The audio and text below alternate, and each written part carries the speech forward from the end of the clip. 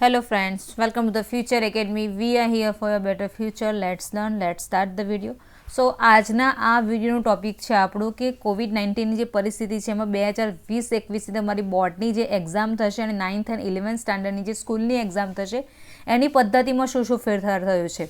તમને 30% કોર્સ કાપીને તો આપી દીધો કે આટલો કોર્સ કટ થયો છે અને એના સિવાય જે બાકીનું બચ્યું એમાં તમારે લર્ન કરવાનું છે, પણ કઈ રીતે પૂછાશે, કેટલા માર્ક્સનું ઓબ્જેક્ટિવ હશે, કેટલા માર્ક્સનું સબ્જેક્ટિવ હશે એ પણ જાણવું જરૂરી છે.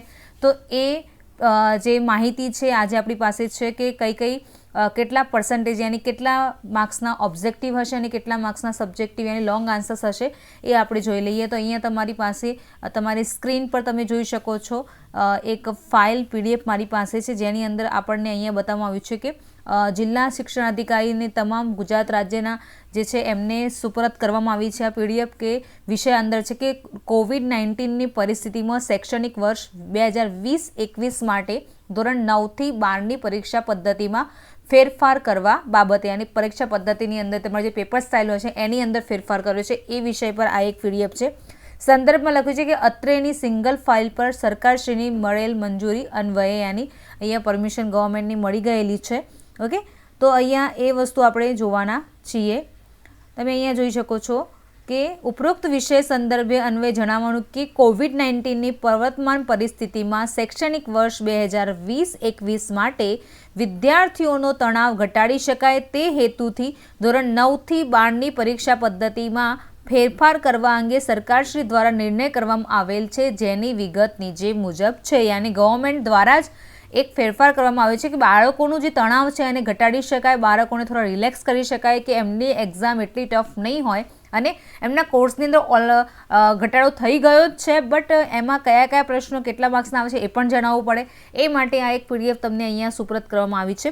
શૈક્ષણિક વર્ષ 2020-21 માટે ધોરણ 9થી 9, 10, 11 વિજ્ઞાન પ્રવાહ, સામાન્ય પ્રવાહ અને 12th સામાન્ય પ્રવાહ અને વિજ્ઞાન પ્રવાહ જે છે એમાં પરીક્ષાના પ્રશ્નપત્રમાં હેતુલક્ષી પ્રશ્નોનું પ્રમાણ 30%. યાદ રાખજો, જે ઓબ્જેક્ટિવ હોય છે હેતુલક્ષી પ્રશ્નોનું પ્રમાણ કેટલું હોય છે 30%, અને વર્ણનાત્મક યાની તમે 2 માર્ક્સના, 3 માર્ક્સના, 6-7 માર્ક્સના લેખન વિભાગની અંદર તમે લખતા હોય છે યાની લોંગ આન્સર્સ જે હોય એ વર્ણનાત્મક પ્રશ્નોનું પ્રમાણ 70% જેટલું કરવામાં આવે છે. અગાઉ હેતુલક્ષી પ્રશ્નોનું પ્રમાણપત્ર 20% હતું, યાની 80 માર્ક્સના પેપરમાં તમારા 20% પ્રમાણે જોઈએ તો આઈ થિંક 16 કે 15થી 16 માર્ક્સનું તમારું આવતું હતું ઓબ્જેક્ટિવ, એની હેતુલક્ષી પ્રશ્નો આવતા હતા અને બાકીના બધા વર્ણનાત્મક એની લોંગ આન્સર્સ આવતા હતા. અને એ વધારીને 30% કરવામાં આવ્યું છે, 20%નું 30% કરવામાં આવ્યું છે.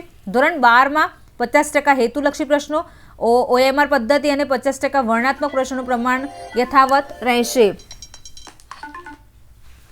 ઓકે, પછી અહીંયા એ પણ લખ્યું છે કે આ ઉપરાંત ધોરણ 9થી 12માં પ્રશ્નપત્રમાં વર્ણનાત્મક પ્રકારના પ્રશ્નોમાં ઇન્ટરનલ ઓપ્શનને બદલે જનરલ ઓપ્શન આપવામાં આવશે. યાની ઇન્ટરનલ તમને ઓપ્શન આપવામાં આવતો કે 3 આપ્યા હોય એમાં ગમે તે 1, 2, એકના ઓપ્શનમાં 1 જ આપવામાં આવતો હતો કે એમાં જ તમને ઓપ્શન હશે, બટ એવું નહીં કરવામાં આવે. 3 પૂછ્યા હશે, 3માંથી કોઈ પણ તમે લખી શકશો. જનરલી પહેલાં કેવું થતું હતું કે ક્વેશ્ચન નંબર 2 તો 2ની અંદર 2ની ઓપ્શનમાં 2 આવતો હતો અને 3 તો કમ્પલસરી જ હોય, તો એવું નહીં હોય.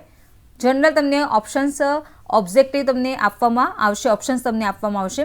ગુજરાત માધ્યમિક અને ઉચ્ચતર માધ્યમિક શિક્ષણ બોર્ડ દ્વારા ધોરણ 10 અને 12ના વિષયોના સુધારેલ અભ્યાસક્રમ મુજબ પ્રકરણ દીઠ ગુણભાર, પ્રશ્નપત્રનું માળખું અને પરિરૂપની વિગતો તેમજ ધોરણ 9 અને 11ના વિષયોના સુધારેલ અભ્યાસક્રમ મુજબ પ્રકરણ દીઠ ગુણભાર અને પ્રશ્નપત્રના માળખાના વિગતો જાણ ટૂંક સમયમાં કરવામાં આવશે. તમને પેપર સ્ટાઇલ પણ ટૂંક સમયની અંદર આપવામાં આવશે, એની વાત અહીંયા કરવામાં આવેલી છે.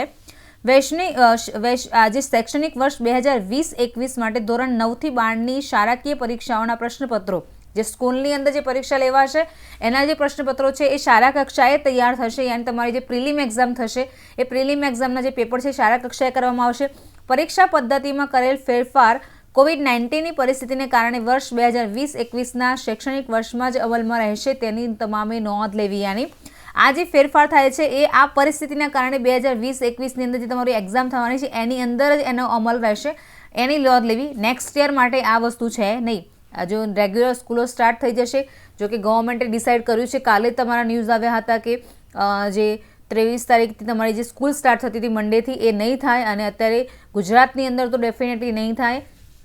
અને એને સ્થગિત કરવામાં આવ્યું છે. તો આ પરિસ્થિતિના કારણે જે તમારી બોર્ડની એક્ઝામનું પણ જે ડિક્લેરેશન અત્યારે કરવામાં આવે છે કે કેટલા ટકા ઓબ્જેક્ટિવ હશે, કેટલા ટકા સબ્જેક્ટિવ હશે, એનું માળખું આપવામાં આવ્યું છે, પણ એ આ વર્ષ માટે છે, આગળ વર્ષ માટે અમલમાં રહેશે નહીં.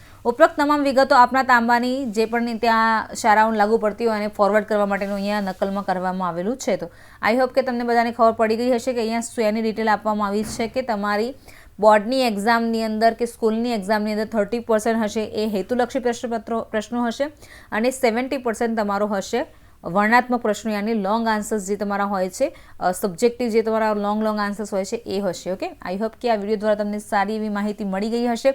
અમારી ચેનલ પર તમને દરેક ઇમ્પોર્ટન્ટ માહિતી જે ગવર્મેન્ટ દ્વારા પાસ કરવામાં આવતી હોય છે મળી રહેશે. એ સિવાય પણ ભણવાના જે તમારા સબ્જેક્ટ છે એના વિડીયોઝ પણ તમને અવેલેબલ છે અહીંયા. તો ચેનલ ગમે તો please press the like button for this video and subscribe કરો મારી ચેનલને, બેલ આઇકનને ક્લિક કરવાનું ભૂલતા નહીં. Thank you so much for watching this video. Next વિડીયોમાં નવી માહિતી સાથે મળશું. Take care, by.